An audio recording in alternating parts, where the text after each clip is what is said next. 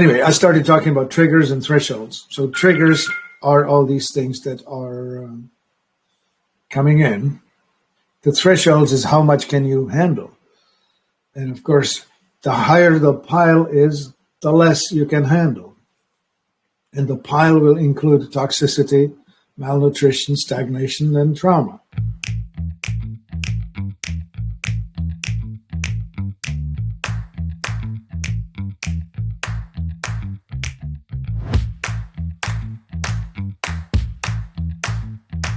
This is another question from our fibromyalgia group.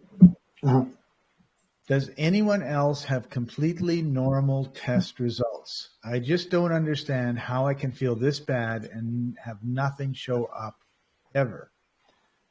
And this, to me, there's a couple things here. One is blood.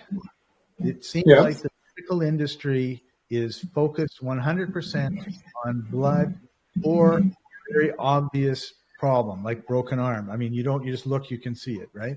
But if there's nothing wrong with your blood, there's nothing wrong with you. And that's kind of like a ridiculous statement, right? Okay, let's talk about diagnostics, right? Diagnostics are the tools that they use to diagnose your problem. And in the traditional Chinese medicine, you will take the pulses, not just the pulse, you will take the pulses, 3 fingers over here, and it's the shallow, the medium, and the deep pulse, and on the 3 different fingers, and you feel for that. You do the tongue analysis, you take a look at how this is, and so on. Anyway, you will take a look at the individual and diagnose them through a fairly lengthy intake, like an hour and a half intake interview, where you learn to understand the person, how they are, who they are, what they are. In the mainstream, they are trying to get to a diagnosis quickly. So if you have something obviously wrong with you, you have a dislocated jaw or an eye popping out or whatever, that's visible. Then they check your blood. They will use an ultrasound. They will use an MRI. They will use ways to look at the shape of things, an X-ray, right? It's limited to what it tells you, and it's quite static. It does not consider the dynamic balance that we're in. With a human body, everything is in dynamic balance. Your hormones change throughout the day. They're different from in the morning to midday, evening. Your nutritional status and all of that all is changing. So when you take your blood, it's a static snapshot of something at a particular point. So it depends what questions you're asking. And the questions that you're asking, as in, where is my pain from, is not answered by taking a vial of blood and analyzing that. It knows that there are signals. It will know that there are liver enzymes that are out of line. It will know a few other details, but it will not know the cause of your pain, and it will not know its location either. There was a comment on this one that was really good. Yep, I had numerous blood tests, X-rays, MRIs, CAT scans, you name it, 12 months of all the intense tests that they could think of, and they found nothing. Yet I'm in severe pain every single day. Okay. We, on this end, know that fibromyalgia is a problem with your amygdala. The amygdala is in your brain. It's behind your temples. It's tiny. It's the size and shape of the almond. That's why it's called amygdala, because that's I don't know if it's Greek or Latin. I think it's Greek for almond. And in that organ, signals are processed. It's the safe, unsafe sorting of reality. And if the amygdala is misprogrammed, it's sort of like this. A doorbell, you push the doorbell, it goes ding. You let go of it, it stops. With the dysregulated amygdala, you press the button and it goes ding, ding, ding, ding, ding, ding, ding, ding, ding, ding, regardless of the fact that you're not holding on to the onto this button. And we called it a flare. A flare is something that has arrived in your body and your nervous system has gone into overdrive. And we have thresholds and triggers. Triggers are the stuff that will trigger you, and they can include weather, like change of barometric pressure or change of temperature. It could be stuff you smell, volatile organic compounds, cigarette smoke, gasoline smoke, Glade plug-in, you name it. Just about anything you can smell, anything you can hear, anything you can feel. A lot of people with fibromyalgia are touch sensitive to the point that they can't stand the movement, anything touching their hair, touching their skin.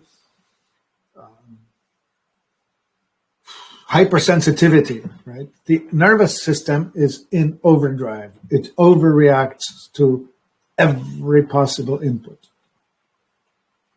And then there's this thing called the signaling molecule for inflammation. It's the most important of the lot. There are several, but the most important one is histamine.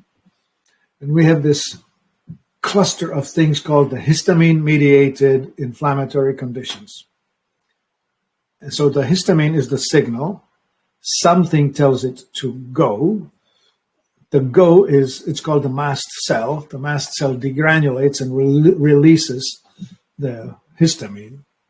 What sets it off, we can get into. But anyway, once it's set off, it will react to something. So if it hits you in the digestive system, you will throw up. If it hits you in the stomach, that is. If it hits you in the intestine, you will have diarrhea or constipation or back and forth. If you hit it in the reproductive system, you have dysmenorrhea or PMS or PCOS or whatever the possible illnesses are of the female reproductive system. There's plenty of it, right? That's just there. What else? Well, it can hit you in the peripheral nerves, so you'll be hurting. Fibromyalgia is the pain in muscles and soft tissues. I don't know. It can hit you in the regulatory system where your blood pressure goes haywire. Anyway, endless areas. Every possible part of your body can be affected by it. And it's all from the one thing, inflammatory reaction mediated by histamine, causing you the pain, well, the five symptoms of inflammation: redness, heat, swelling, pain, and loss of function. And the loss of function is tragic, right? So you get people in chronic fatigue because their mitochondria are not capable of converting food into energy. So they have only so much that they can handle. Anyway, I started talking about triggers and thresholds. So triggers are all these things that are coming in. The thresholds is how much can you handle. And of course, the higher the pile is, the less you can handle.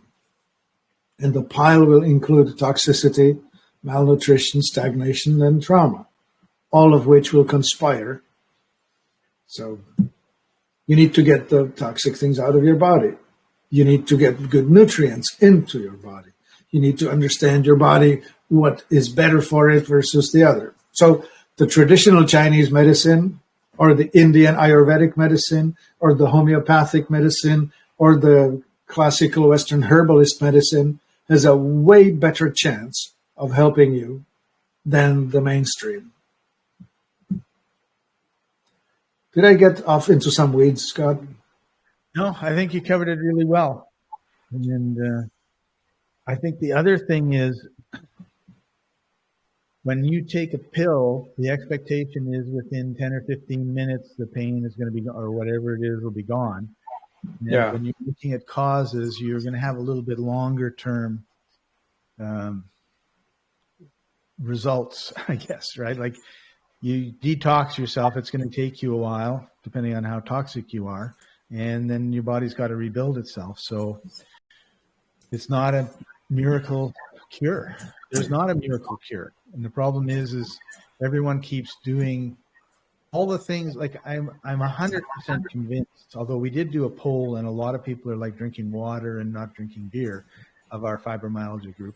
I'm convinced that they have this lifestyle and they're expecting something outside the lifestyle to fix what the lifestyle is creating. So it's kind of like if you had a pot of water and it's boiling because it's on the stove and the temperature on the element is set to high, and you're trying to put ice in it to cool it down. Like it might cool it down for, a second or a minute, depending on how much ice you stick in there, but eventually it's going to be boiling again. So, you have a lifestyle, you're eating things. You said it really well with, eating organic and eating stuff that was nutrient dense and taking the extra superfood sort of thing. But I think everyone thinks, oh, I'm living my life, I'm eating my hot dogs and I'm drinking my Coke and now the pill's not working. Whereas that's why nothing's working, is your inputs are bad. And you need to really look at your whole lifestyle and see what you can do to change it. And it's hard when like most people who are sick for a long time have very little money, right? So, it's a catch-22, but you got to figure it out or suffer, right? I mean, you're suffering. Like, how badly do you have to suffer before you start buying organic lettuce instead of toxic lettuce, for example? So, yeah.